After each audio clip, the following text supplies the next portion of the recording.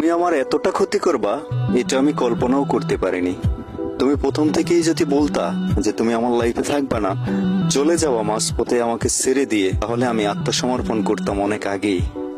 তুমি তো সেটা করলা না। তুমি উপরে উপরে ভালো থেকে পিছনে পিছনে আমার ঠিকই ক্ষতি করে গেছো। আর সেই ক্ষতিটা শুধু আমি কষ্ট পাইনি, আমার টোটাল ফ্যামিলিটাই কষ্ট পেয়েছে, আমার প্রতিবেশীরা কষ্ট পেয়েছে, আমার এলাকার মানুষজন কষ্ট পেয়েছে।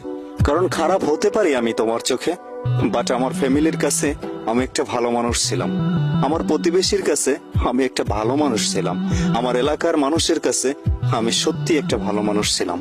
কিন্তু তোমার এই পিছনে ক্ষতি করার কারণে আমি এখন প্রত্যেকটা মানুষের চোখের কাটার হাল। আসলেই কি আমি এই অপরাধের অপরাধী? কখনোই না। একটা কথা কান খুলে শুনে রাখো, সময়টা খারাপ বাট ভাগ্যটা না।